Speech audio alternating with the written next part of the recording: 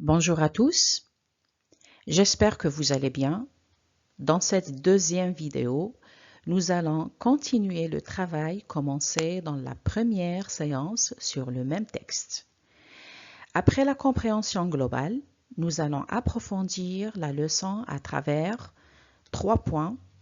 Alors le premier point, le vocabulaire du texte, un point de grammaire en relation avec celui-ci, ça veut dire avec le texte, et enfin, une activité d'écriture dans laquelle vous allez devoir relever les idées essentielles du texte, étudier, reformuler ces idées afin de résumer le texte. Alors, on va travailler durant cette séance 3 points. Alors, on va travailler le vocabulaire du texte, un point de grammaire et une activité d'écriture.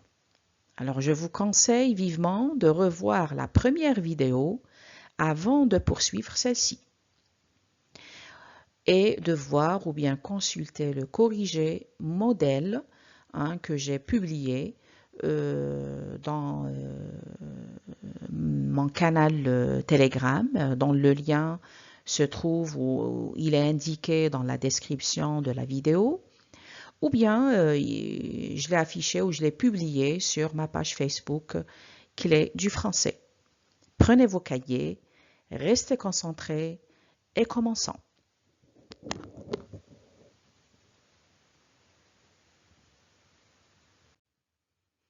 Objectif de la séance ou l'objectif de notre séance, on a 3 objectifs. Enrichir le vocabulaire lié à la lecture,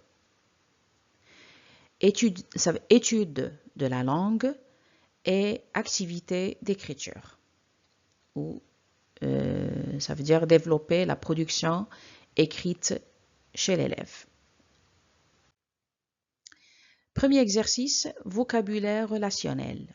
Première question, dans le texte, relevez le champ lexical du mot lecture.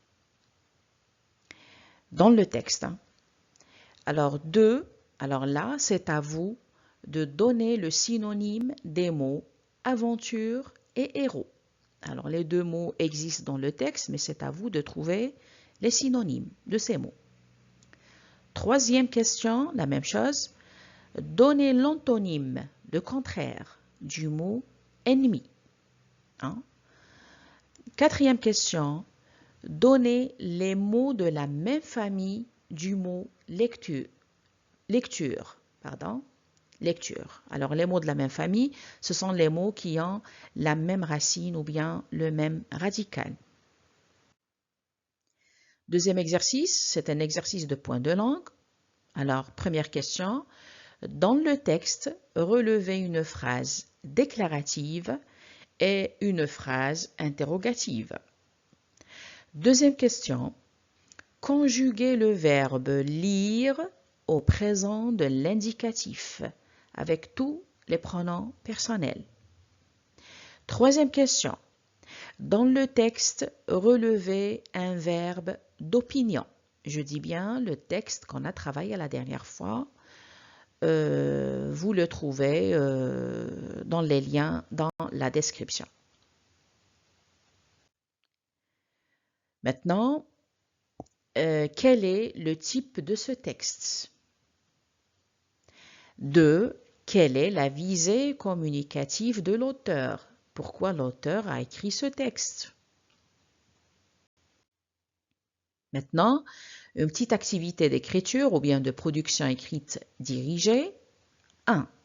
Vous allez devoir relever les idées essentielles du texte. 2. Reformuler ces idées. 3. Résumer le texte. Alors, relisez le texte attentivement, répondez à toutes les questions. Votre travail sera envoyé selon les indications données.